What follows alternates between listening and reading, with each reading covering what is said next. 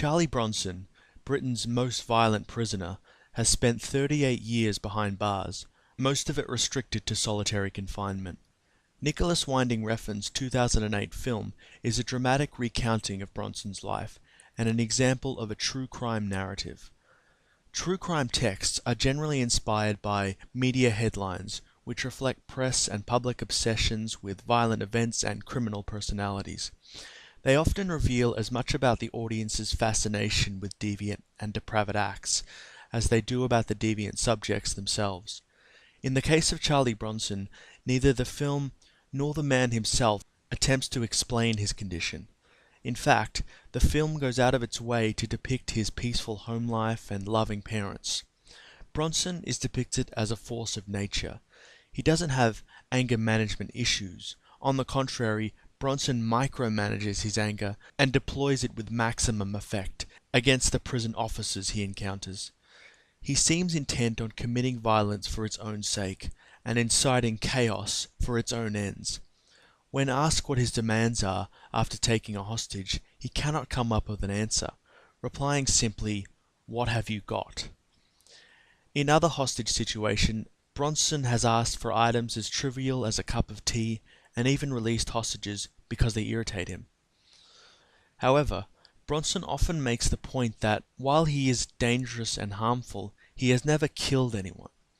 This alludes to an understanding that murder transgresses a moral code that he is unwilling to breach, and we as the audience are unwilling to forgive.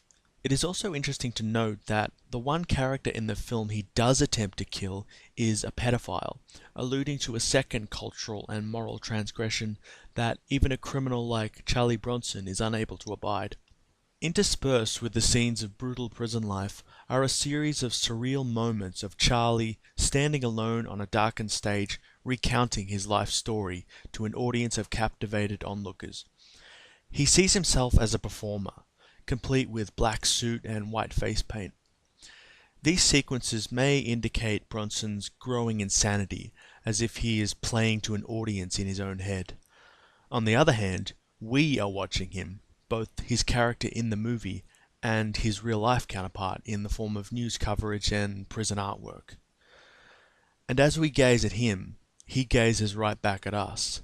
In this sense, the film is as much a critique on our motivations as Bronson's.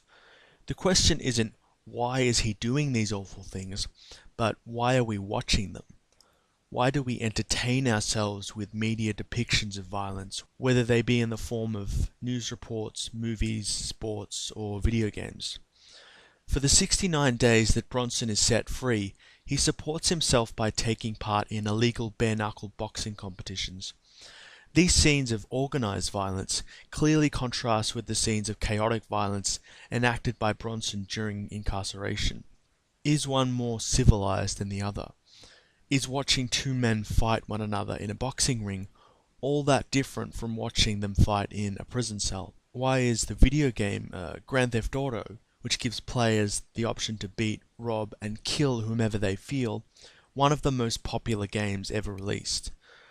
One possibility is that these media expressions of violence give us, the audience, the chance to act out perverse fantasies of deviance without the threat of punishment or repercussion. Likewise, the character Bronson acts as a conduit through which the viewer is able to express some subconscious desire to commit violence and have violence committed against them, a kind of sadomasochistic avatar. The depiction of Bronson also provides comparison between the mythologized, hypermasculine prisoner and the stunted, juvenile, inner child archetype. With his shaven head and penchant for nudity, Charlie often resembles a giant baby venting its fury. His bizarre street clothing is a mixture of army officer and Victorian strongman, giving us the impression that this is how a young Charlie viewed masculinity, and that his early imprisonment denied him any genuine emotional progression into adulthood.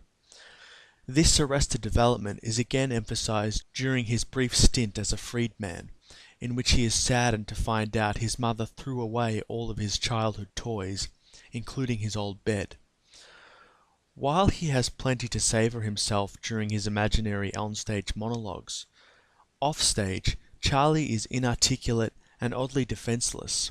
While visiting his Uncle Jack on the outside, Charlie sits silently and stirs his drink, unable to interact with people socially and visibly intimidated by the sexual advances of his uncle's female friends.